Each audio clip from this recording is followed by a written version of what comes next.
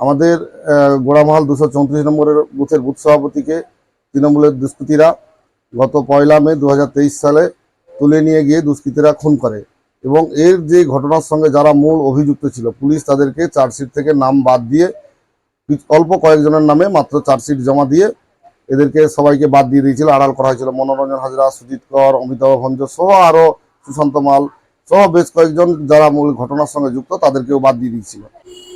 ঘটনাক্রমে আরও বলি যে এই আমাদের বিজয়বাবু যে খুন হওয়ার কয়েকদিন আগে আমাদের পঞ্চায়েত সমিতির সভাপতি শেখ শাহজাহান আলী মহাশয়ের যে উস্কানিমূলক প্ররোচনামূলক বক্তব্য এখানে প্রেস করেছিলেন এবং ওনাদের প্ররোচনা এবং উস্কানিতে যে এই ঘটনা ঘটেছে, আমরা আশাবাদী শাহজাহান আলীও জেলের ভাত নাড়বে এবং এনআইএ তদন্তের আওতায় আসবে, এটুকু আমরাও আশাবাদী আছি।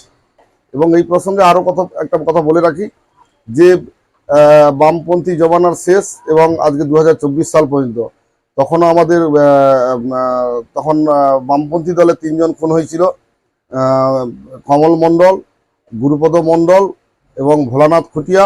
এবং আমাদের 2018 সালে আমাদের বিজেপির শঙ্কর মণ্ডল, 2020 সালে আমাদের দীপক মণ্ডল এবং এই 2023 সালে এসে আমাদের বিজয় কৃষ্ণ ভৌমিককে আমরা এই তৃণমূলের দুষ্কৃতীরা এরাই মূলত ঘটনার সঙ্গে যুক্ত।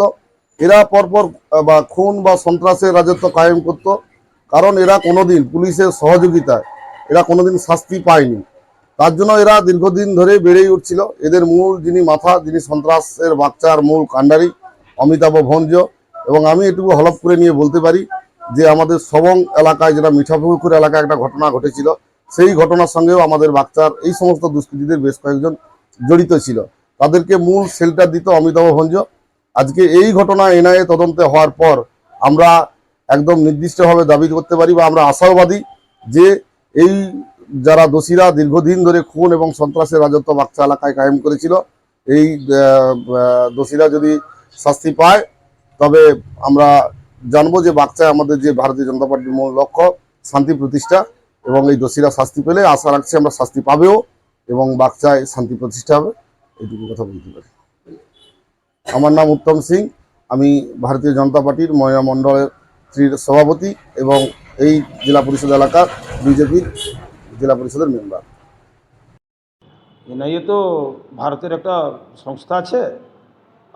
আমি যদি কোনোভাবে যুক্ত থাকি তবে নিশ্চয়ই আমি তার মানে আওতায় পড়ব।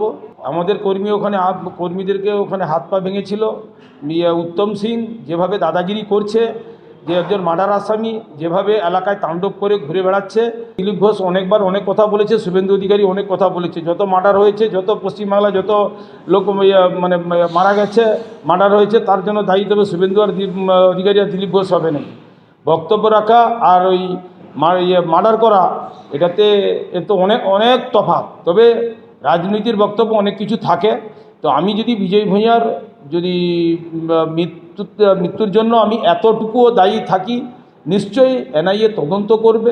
এনআইএ যদি আমাকে তদন্ত করে যদি আমার নাম বেরিয়ে নিয়ে আসে, আমাকে মাথায় পেতে নিতে হবে, কিছু করার নেই। আমি তো দায়িত্ব নিয়ে বলছি, আমরা এইসব নোংরা কাজ করিনি। যারা করেছে তারা নোংরামু করেছে, যারা নোংরামু করেছে তারা অবশ্যই সাজা পাবে।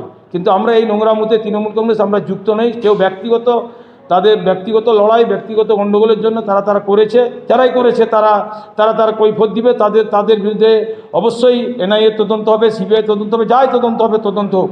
আমার কোনো অসুবিধে নেই, আমার কোনো এইসব ভয়ের জায়গা নেই। আমি কোনো এইভাবে নোংরা কাজ, এই 35 বছরের রাজনীতি করলাম, এই নোংরা কাজ আর এই নোংরা ভাবনা আমি কোনো দিনে ভাবিনি। আমি শুধু উন্নয়ন করেছি। বিজেপির গায়ে এটা মাথায় লেগেছে যে শাহজাহান আলীকে ভোটে কোনোরকমভাবে যদি আমরা এনআইএর ভয়টয় দেখে যদি কোনোভাবে যদি এখান থেকে সরানো যায়, তবে আমরা ছাপ্পা রিগিং করব, এলাকায় আমরা ভোট করব।